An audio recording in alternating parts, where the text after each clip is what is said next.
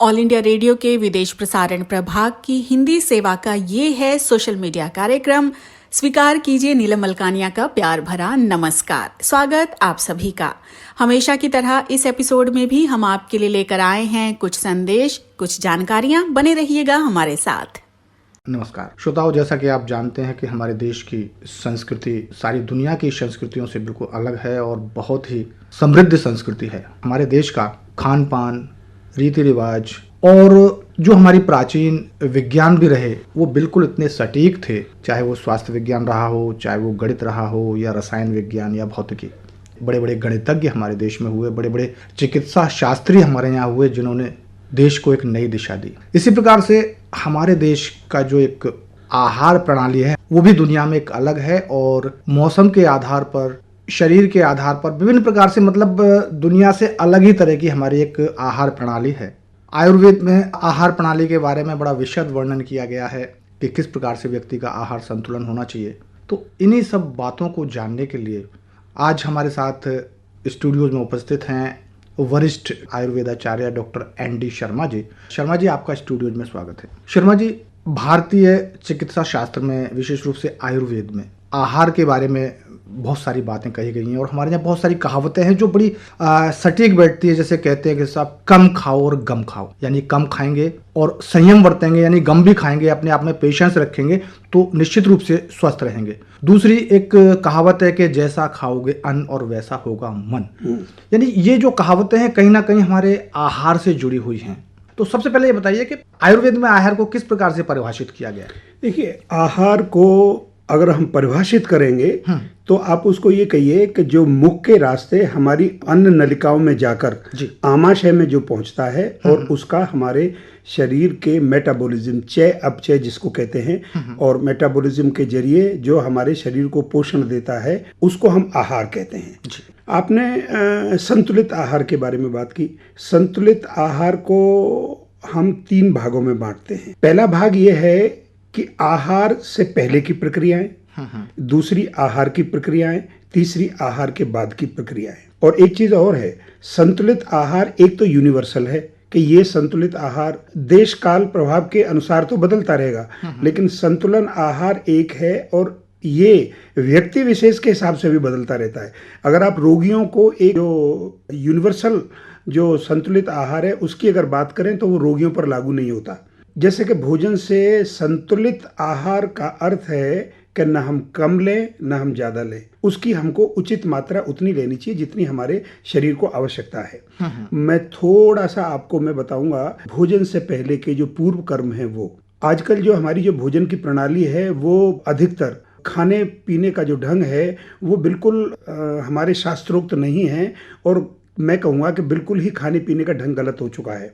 पूर्व कर्म में आप देखिए, जिस वक्त हमारे, मैं पहले बताऊं आपको, वस्त्र भी आपको जो है ढीले ढाले पहनने हैं, स्वच्छ वस्त्र भी पहनने हैं और जमीन पर आसन बिछाकर ही भोजन करना है। उसका एक वैज्ञानिक महत्व है, लेकिन अभी आजकल ये परंपराएं देखने को नहीं मिलती है। लेकिन घरों में हम इसको इस्तेमाल कर सकते हैं, हम जमीन पर आसन पर बैठकर भोजन करें। और एक चीज़ और ध्यान रखें हमेशा कि भोजन का जो पात्र है वो आपके नाभि और हृदय के बीच में होना चाहिए। न तो आप उसको थाली को या प्लेट को उठाकर अपने मुंह के पास रखें, न या बिल्कुल नीचे रखें, नहीं, वो आपके नाभि और हृदय प्रदेश के बीच में होना चाहिए और सुखासन में बैठकर भोजन करें। अब आती है भोजन की बात। संतुलित आहार में ऐसा होता है, स्वस्थ मनुष्य जैसे हम आप लोग हैं जो सामान्य फिजिकल वर्क करते हैं, उनको 2400 कैलोरी चाहिए भोजन के लिए। मध्यम काम करने वाला है 2400 से 2500 तो सरल कार्य करने वाले को, जैसे हम लोग पढ़ने लिखने टेबल का काम करते हैं। मध्यम काम करने वाले व्यक्ति को करीब 2900 से 3000 कैलोरी चाहिए और अतिशय परिश्रम करने वाले व्यक्ति को 3500 कैलोरी के करीब चाहिए। ये हमको जो है भोजन चाहिए। स्त्री को थोड़ा कम है। सामान्य काम करने वाली स्त्री को 2000 कैलोरीज और मध्यम परिश्रम करने वाली को 2500 कैलोरी और 2900 से 3000 कैलोरी वो जो अधिक श्रम करती हैं। अब कैलोरीज को हम कैसे नापेंगे? तो कैलोरीज में हम देखिए भोजन में क्या लेते हैं, हम गेहूं लेते हैं, आटा लेते हैं, सब्जी लेते हैं, दही लेते हैं, सलाद लेते हैं, ये सारी चीज़ें लेते हैं। इन सभी चीज़ों की अलग अलग मात्राएं हैं, तो उसके हिसाब से हमको उतना ही कैलोरीज भोजन लेना चाहिए जितना वो है। वैसे सामान्यतः अब आप कैलोरी हर व्यक्ति तो नहीं गिन सकता कि हमने इसमें आटे की इतनी, एक रोटी में जैसे कि 100 ग्राम आटे में आपको 110 कैलोरीज मिलेंगी, तो हर व्यक्ति तो ये नहीं गिन सकता कि मैंने कितनी कैलोरीज ले ली या कितनी कैलोरीज उसमें सब्जी में ली हैं या कितनी दही में ली है। उसके लिए एक आयुर्वेद में बड़ी सिंपल सी परिभाषा है। संतुलित भोजन वही है जिसको करने के बाद आप प्रसन्नता महसूस करें, पेट का आपका भारीपन न हो, आप में बैठने में आपको दिक्कत न हो, सांस लेने में दिक्कत न हो आपको, और आप सुखपूर्वक आपको तृप्ति महसूस हो, उसको तो कहते हैं संतुलित भोजन। और आसानी से पच भी जाए। आसानी से पच भी जाए, वही आसानी से पचेगा जिससे आपको दिक्कत नहीं हो रही है। और असंतुलित भोजन अगर होगा तो आपका पेट भी फूलेगा, आपको डकार भी आएंगी, आपको एसिडिटी भी होगी, आप अपने आप को इधर से उधर करते रहेंगे, आपको बहुत अनइजीनेस महसूस होगी असंतुलित भोजन से। भोजन की एक चीज याद रखें, 3 चीजों का बड़ा महत्व होता है, जल, तक्र और दुग्ध। प्रातःकाल व्यक्ति जब उठे तो सबसे पहले जलपान करे, तांबे के पात्र में रखा हुआ जल है वो प्रातःकाल ग्रहण करे, निरोग रहेगा, स्वस्थ रहेगा, प्रसन्न रहेगा, उसको विकार नहीं होंगे, तेज बुद्धि को बढ़ाएगा। दोपहर को भोजन के बाद तक्र का इस्तेमाल हमेशा करें। तक्र मीन छाछ। अगर आप भोजन के बाद इसको लेंगे तो आपको उदर रोग कभी हो ही नहीं सकता। देखिए, भोजन जब जा रहा है तब हमारे शरीर के अंदर चाहे वो यकृत है, चाहे वो प्लीहा है, चाहे वो गॉल ब्लैडर है, चाहे वो हमारी छोटी आंतें हैं, बड़ी, ये सब अपना अपना एक स्राव उत्पन्न करती हैं जो उस भोजन को पचाती हैं। अगर आप तक्र ले रहे हैं भोजन के बाद तो वो इतने काम करता है कि आप अनुमान भी नहीं लगा सकते। तक्र की महिमा का वर्णन करते हुए हमारे आयुर्वेद का एक महान ग्रंथ है, एक योग रत्नाकर, उसमें लिखा है, हालांकि उसकी महिमा कही है, उन्होंने ये कहा है कि अगर तक्र कैलाश पर होता तो भगवान शिव का कंठ नीला नहीं होता। उन्होंने जो विषपान से कंठ नहीं लगे थे, कहते तक्र होता तो वो उस प्रभाव को भी नष्ट कर देता। अगर क्षीर सागर में तक्र होता तो विष्णु भगवान का वर्ण नीला नहीं होता। तो ये एक तक्र की महिमा उन्होंने ये बताया है कि इसकी इतनी महिमा है कि यदि आपको बिल्कुल निरोगी रहना है तो आप खाना खाने के बाद 1 गिलास तक्र का छाछ का सेवन अवश्य करें।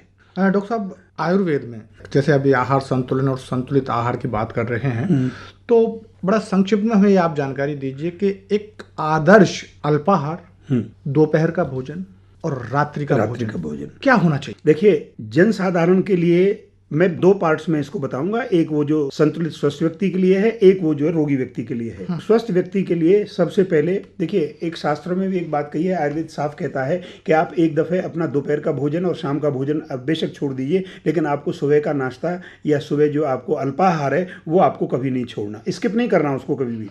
सुबह भोजन के लिए सबसे आपको जो उत्तम है, यदि आप मतलब जो है ना, आप देखिए गेहूं का भुना हुआ दलिया लीजिए, बहुत उत्तम है। स्प्राउटेड जो आपके जो चने हैं या जो मूंग की दाल है, इस तरह की चीजें स्प्राउट आप उसको लीजिए। कॉर्नफ्लेक्स भी मिलते हैं मक्की के दाने बाजार में, आप वो भी लीजिए। आप मोटे अनाज की छोटी छोटी चीजें बनती हैं घरों में, माताएं बहनें सभी जानती हैं, वो अल्पाहार में सुबह सुबह दे सकती हैं। 1 गिलास दूध ले, एक कोई फल ले, है ना, ये आप। अच्छा, एक चीज और है, अल्पाहार को प्रातःकाल के अल्पाहार को 9 बजे तक करें आप, दोपहर का भोजन आप 12 बजे तक करें आप, शाम का भोजन आप 8 बजे तक कर लें, क्योंकि ये हमारा ये सारा का सारा भोजन का जो विधान है वो भारतीय देश काल और जलवायु के हिसाब से है। अल्पाहार जब आप ले रहे हैं तो अल्पाहार को बदलते रहें। ऐसा नहीं है यदि आप एक दिन दलिया ले रहे हैं तो हफ्ते में 7 दिन आप दलिया ही ले, आप चेंज करते रहिए आप, है ना, इस तरह की चीज़ें। तो ये आप अल्पाहार में आपका लेना अति से उत्तम रहेगा। इसके साथ जो है इन चीज़ों के बाद आप 1 गिलास दूध और आप कोई फल भी ले सकते हैं। उसके बाद दोपहर को जो आप भोजन करेंगे, दोपहर के भोजन में आपका कोई दाल हो, कोई सब्जी हो, कोई सलाद हो, तक्र का मैंने जिक्र किया वो हो 1 गिलास, और आपकी चपाती हो। चपाती में बजाय इसके जो लोग अतिशय परिश्रम नहीं करते, बैठे रहते हैं, जिनका कुर्सी का बैठे रहने का कार्य है, उनको जो आटा इस्तेमाल करते हैं वो बेहतर होगा। वो आटा ऐसे इस्तेमाल करें, 10 किलो गेहूं, 2 किलो चना, 1 किलो जौ और आधा किलो सोयाबीन। उसका अगर आप मिक्स करेंगे तो वो इतना फाइबरस फूड हो जाता है कि आपको पोषण भी देगा और आपके सारी की सारी आंतरिक क्रियाओं को ठीक रखेगा। और आप मतलब जो मिष्टान भी ले सकते हैं, किसी रोग से ग्रसित नहीं है तो आप वो भी ले सकते हैं, और 1 गिलास आप तक कर लेंगे तो वो आप ले सकते हैं। ये दोपहर के भोजन का ये है। आपको शाम के भोजन में आप जो दोपहर को जो भोजन लेते हैं उससे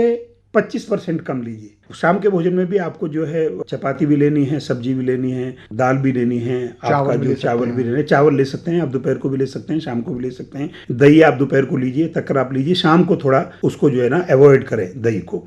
और रात को सोने से पहले आप दूध अवश्य लें। तो वो आपके सारे दूध का एक ये है कि दूध संसार में सबसे उत्तम एंटासिड है, आपकी सारी की सारी जो एसिडिटी की वो जो चीज है उसको खत्म करते हैं। यदि आप तला हुआ भोजन कभी ले रहे हैं तो उसके साथ नारियल की चटनी अवश्य लें। आपने देखा होगा दक्षिण भारत के तरफ जहाँ ज्यादा तली हुई चीजों का चलन है वहां पर वो नारियल की चटनी अवश्य देते हैं, क्योंकि नारियल की चटनी का कार्य है कि वो एंटासिड बहुत अच्छा जो अम्ल पित्त का नाश करता है। इसलिए शाम के भोजन में इस तरीके से रखिए। आहार संतुलन में जो हमारी स्वाद ग्रंथि है उस पर नियंत्रण रखना कितना जरूरी है? बड़ा अच्छा प्रश्न है आपका। ये सबसे ज्यादा नियंत्रण उसी पर रखना चाहिए, क्योंकि यदि हम देखिए जो हमारे टेस्ट बड्स हैं, ये हमारे स्वाद हैं, आपको मन तो आपको आपके जो टेस्ट बड्स हैं, आपकी स्वाद की ग्रंथियां हैं, वो तो आपसे बहुत कुछ मांगेंगी। और आपको एक चीज मैं बताऊं, हमेशा ध्यान रखिए, एक सूत्र की बात है, जो आपके शरीर को हानिकारक है उसको आपकी ये स्वाद की ग्रंथियां अवश्य मांगेंगी। जी, जिसको कहते हैं बदपरहेज होना। बिल्कुल बिल्कुल बिल्कुल अवश्य मांगेंगी। इसलिए आपको अपने आप को उससे खींचना है, इंद्रियों का गुलाम नहीं होना है, उन स्वाद ग्रंथियों का कहा आपको नहीं मानना है। आपका शरीर की जो आवाज है कि जो शरीर को क्या आपको लाभदायक है, आपको उसकी बात सुननी है, स्वाद ग्रंथियों की बात नहीं सुननी है। अब देखिए संतुलित भोजन, अब एक होता है बीमार व्यक्ति है तो बीमार व्यक्ति को हम संतुलित भोजन नहीं दे सकते, यानी कि मीठा खाने के, जैसे मान लीजिए मधुमेह का रोगी है, उसका मीठा खाने का बड़ा मन करता है, लेकिन उसको अपनी स्वाद ग्रंथियों को रोकना है।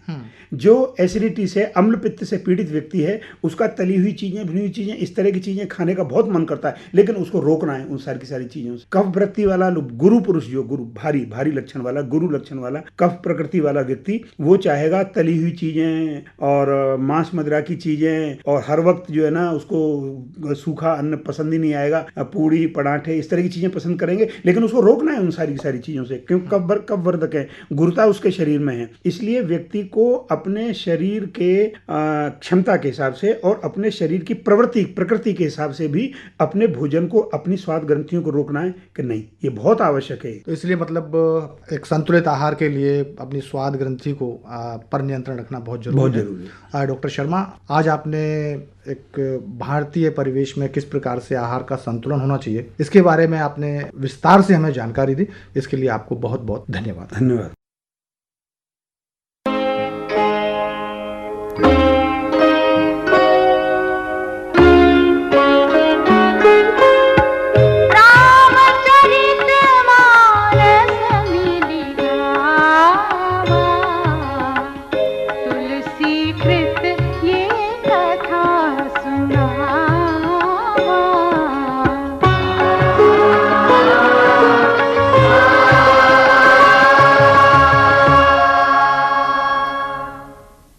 भगवान शंकर के अनेक प्रकार से समझाने के बाद भी जब सती की शंका दूर नहीं हुई तो शिव ने उन्हें स्वयं जाकर परीक्षा लेने की अनुमति दे दी।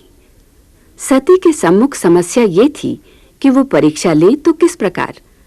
सोच विचार के पश्चात उन्होंने सीता का रूप धारण किया और उस मार्ग की ओर चली जिधर से सीता के विरह में व्याकुल श्री रामचंद्र आ रहे थे।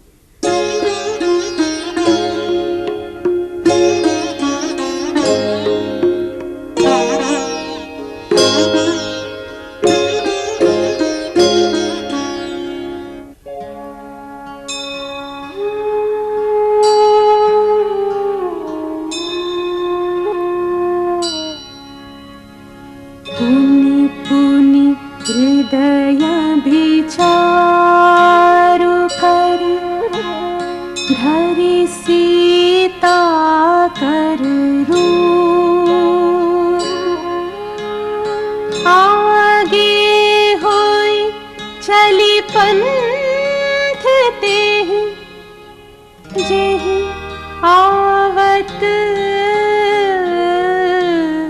नर भूप।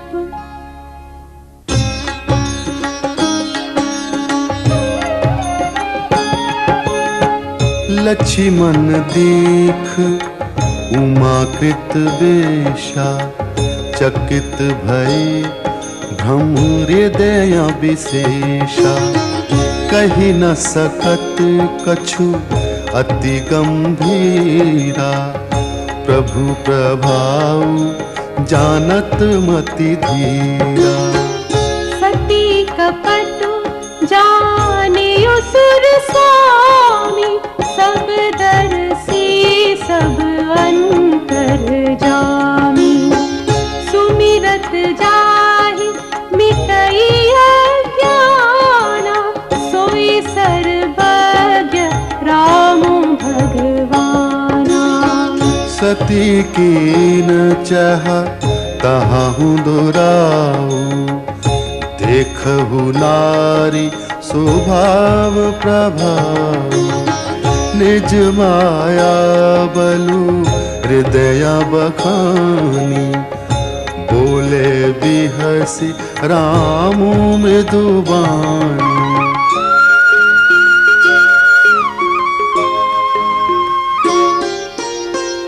जोरि पानी प्रभु कीन्ह प्रणाम, पिता समेत लीन्ह निज नाम।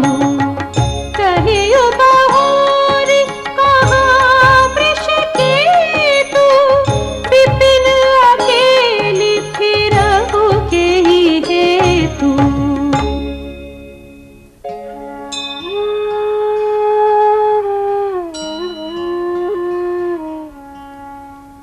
राम बचन मृदु गूढ़ सुनि, उपजा अति संकोच।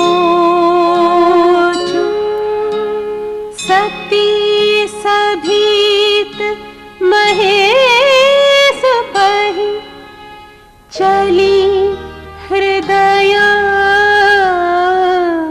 बड़ सोच।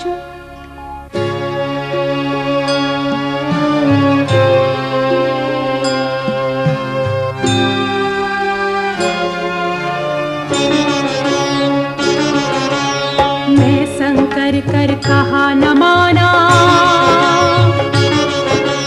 निज अज्ञान राम पर आना। जाई उतर अब देहा कहाँ, रूप जाति दारुण दाहा।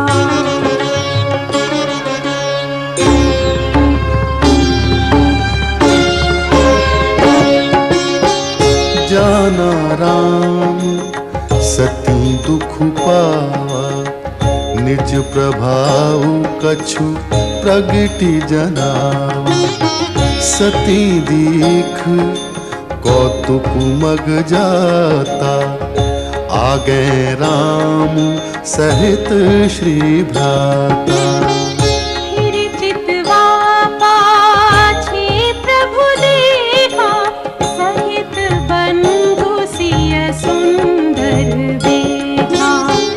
जह चित वही तह प्रभु आसीना, सेवहि सिद्ध मुनीस प्रवीणा।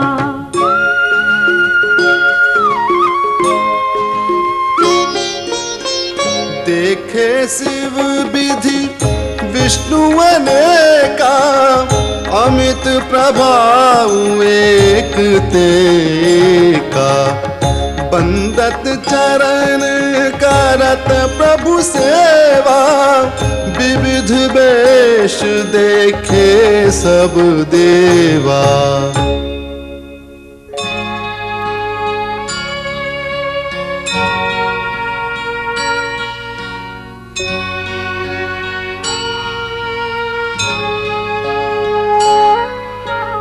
सती विधात्री इंदिरा, देखी अमित अनूप।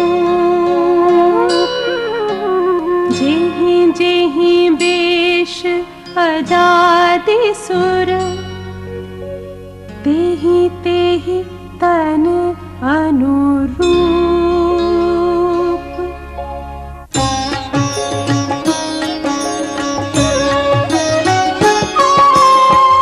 देखी चाहत रघुपति जेते, सतिन्ह सहित सकल सुर ते।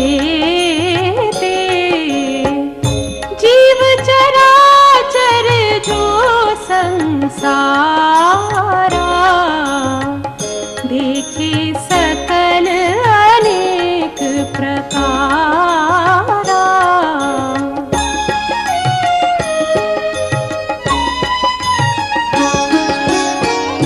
पूजहि प्रभु ही देव बहु बेखा, राम रूप दूसर नहीं देखा। अवलोके रघुपति बहु तेरे, सीता सहित न बेश घनेरे। सोई रघुबर सोई लक्ष्मणु सीता, देखि सती अति भई सभीता।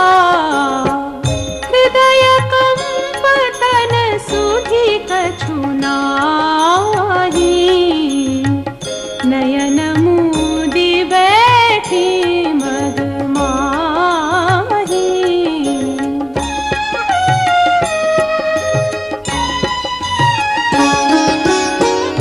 बहुरी बिलोकेयु नयन उघारी, कछु न दीखतः दक्ष कुमारी।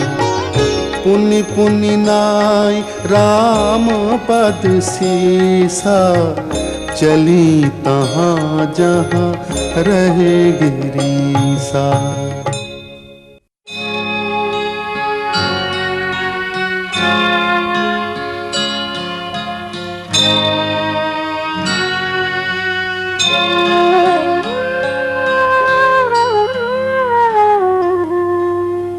गई समीप महेश तब, हंसे पूछे कुशलात। लीन्ही परीक्षा कवन विधि, कहु सत्य सब बात।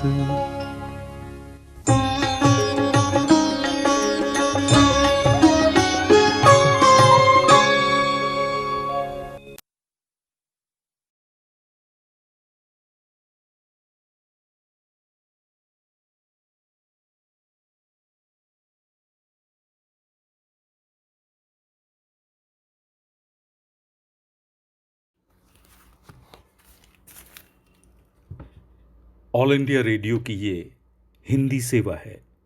अब आप मुनीश शर्मा से समाचार सुनिए। प्रधानमंत्री नरेंद्र मोदी ने लेह का दौरा किया। लद्दाख की नीमू चौकी पर देश की रक्षा में तैनात जवानों से उन्होंने बात की। उनके साथ chief of defence staff general Bipin Rawat और सेनाध्यक्ष जनरल MM नरवाने भी थे। 3,79,892 लोग भारत में अभी तक कोविड-19 के संक्रमण से मुक्त हो चुके हैं और एक साथ 20,032 लोगों की संक्रमण से मुक्ति अभी तक का सर्वाधिक आंकड़ा है। संक्रमण मुक्ति की दर अभी देश में 60.4% है।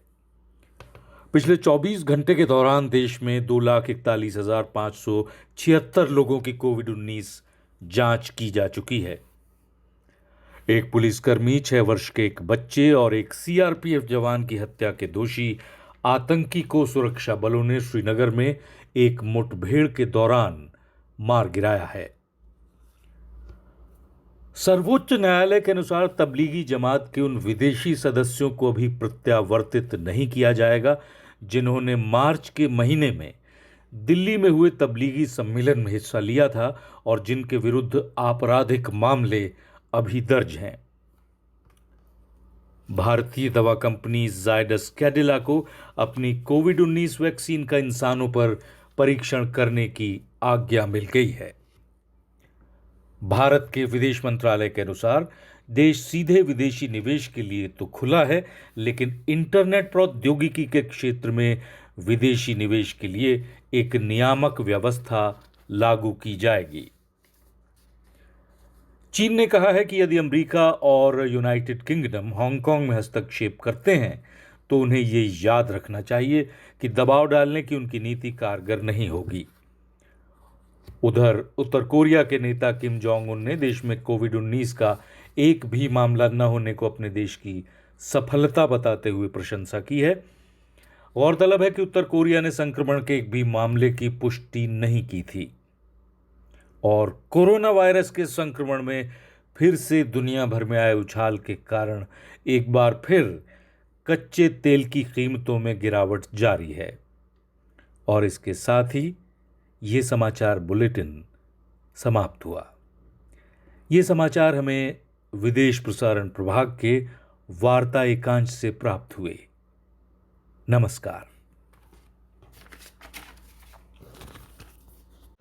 आइए अब सुनते हैं सामयिक वार्ता।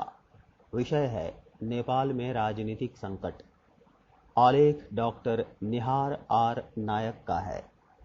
वाचक हैं मनोज कुमार चौधरी। चल रहे कोविड-19 संकट के बीच नेपाल कम्युनिस्ट पार्टी एनसीपी के कुछ वरिष्ठ सत्तारूढ़ नेताओं द्वारा प्रधानमंत्री केपी शर्मा ओली के त्याग पत्र की मांग किए जाने के कारण नेपाल बड़ी राजनीतिक अशांति का सामना कर रहा है। ये पहली बार है जब स्थायी समिति एससी के 44 सदस्यों में से 31 ने दृढ़ता से श्री ओली का विरोध किया है। 24 मई को नेपाल की सरकार की नीति तथा कामकाज के मूल्यांकन वाले 3 एजेंडा बिंदुओं के साथ एससी की बैठक की शुरुआत हुई, जिसमें कोविड-19 की स्थिति से निपटना, भारत नेपाल सीमा के मुद्दे, यूएन सहस्त्राब्दी चुनौती सहयोग के संसदीय अनुसमर्थन का मामला शामिल है। ध्यातव्य है कि यूएन सहस्त्राब्दी चुनौती सहयोग को सत्तारूढ़ एनसीपी के महत्वपूर्ण सदस्यों समेत कई समूहों से कड़े विरोध का सामना करना पड़ा है। प्रारंभ में स्थायी समिति की बैठक में सुशासन देने में असफल रहने, बढ़ते भ्रष्टाचार तथा कोविड-19 के प्रसार को नियंत्रित करने में सरकार की असफलता को लेकर नेता प्रधानमंत्री केपी शर्मा ओली की सिर्फ आलोचना करते रहे हैं। बहरहाल पार्टी के भीतर का संघर्ष और गहरा गया जब पार्टी में ओली के सह अध्यक्ष पुष्प कमल दहल उर्फ प्रचंड और वरिष्ठ नेता माधव कुमार नेपाल, झालानाथ खनाल तथा वामदेव गौतम ने मांग की कि प्रभावशाली रूप से सरकार चलाने में असफल रहने और उन्हें सत्ता से बेदखल करने के लिए षड्यंत्र करने वाले नेपाल तथा भारत के कुछ नेताओं पर आरोप लगाते हुए अधिक बयानबाजी किए जाने के कारण श्री ओली को पार्टी अध्यक्ष तथा प्रधानमंत्री दोनों ही पद से अवश्य त्याग पत्र दे देना चाहिए।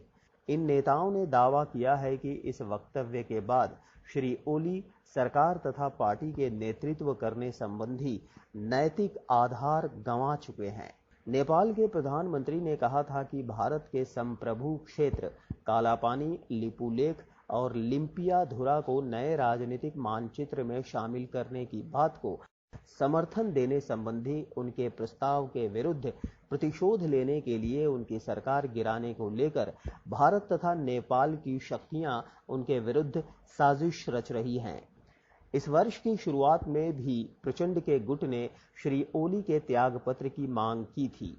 उस दौरान 8 मई को भारत द्वारा लिपुलेख मानसरोवर सड़क के उद्घाटन के बाद प्रधानमंत्री ओली ने मानचित्र विवाद पर जनता के ध्यान को मोड़कर खुद का बचाव किया था।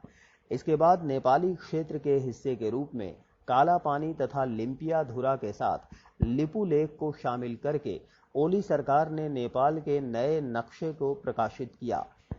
एकता बनाए रखने के लिए अपनी ही पार्टी के वरिष्ठ नेताओं पर दबाव बनाने और अपनी सरकार की निरंतरता को सुनिश्चित करने के लिए उन्होंने चीन की भी मदद ली। केपी शर्मा ओली की नेतृत्व वाली सीपीएन यूएमएल तथा प्रचंड की नेतृत्व वाली सीपीएन माओवादी सेंटर के विलय के बाद मार्गदर्शक सिद्धांत के रूप में मार्क्सवादी लेनिनवादी विचारधारा को सम्मिलित करने के लिए एक 7 बिंदुओं वाले समझौते पर हस्ताक्षर करके 21 फरवरी 2018 को एनसीपी का गठन किया गया था। इस एकीकरण का मुख्य उद्देश्य सामाजिक न्याय के साथ देश को समाजवाद और आर्थिक समृद्धि की ओर ले जाना था। विलय के पहले 2017 के संसदीय चुनावों में भागीदारी करने के लिए दोनों पार्टियों ने चुनाव पूर्व एक गठबंधन को बनाया था। इस गठबंधन ने संसद तथा 7 प्रांतीय असेंबलियों में से 6 में आरामदायक बहुमत दिलाया। ओली सरकार की पूर्ण असफलता का अंदाजा काठमांडू तथा नेपाल के अन्य शहरों की सड़कों पर हो रहे विरोध प्रदर्शनों से लगाया जा सकता है, जहां हजारों युवा 9 जून से इनफ इज इनफ की नारेबाजी के साथ सरकार के विरुद्ध विरोध प्रदर्शन कर रहे हैं। वे कोविड-19 संकट से निपटने में सरकार की ओर से बेहतर प्रतिक्रिया की मांग कर रहे हैं। अब तक 14,000 से अधिक लोग कोविड-19 से संक्रमित हो चुके हैं तथा 24 रोगियों की मृत्यु हुई है। इसी दौरान बड़ी संख्या में जातीय तथा अल्पसंख्यक समूह एक नए नागरिकता विधेयक लाने के लिए 23 जून से सरकार के विरुद्ध विरोध प्रदर्शन कर रहे हैं। ये विधेयक नेपाल की निष्प्रभावी नागरिकता प्राप्त करने के लिए नेपाली नागरिकों से विवाह करने वाली विदेशी महिलाओं को 7 वर्ष की समय सीमा प्रदान करता है। ये विरोध प्रदर्शन तराई क्षेत्र में स्थित शहरों तथा काठमांडू में एक नियमित आधार पर चल रहे हैं। भूगोल, इतिहास तथा संस्कृति के वर्षों पुराने संपर्क के आधार पर भारत तथा नेपाल ने सदा ही शानदार द्विपक्षीय संबंधों को साझा किया है। ये संबंध निकटतम, व्यापक तथा बहुआयामी रहे हैं। दोनों देशों ने 17 जून 1947 को राजनयिक संबंधों की स्थापना की। खुली सीमा तथा शांति और मित्रता की 1950 की संधि संबंधों की एक अद्भुत विशेषता रही है।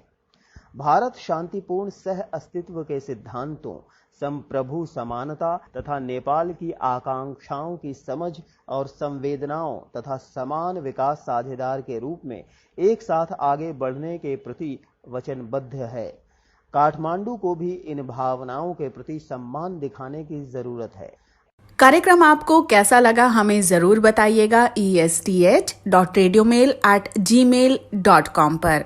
अपना ध्यान रखिए, अपने परिवार का ध्यान रखिए। अगले अंक में हम फिर हाजिर होंगे। अब मुझे यानी नीलम मलकानिया को दीजिए इजाजत।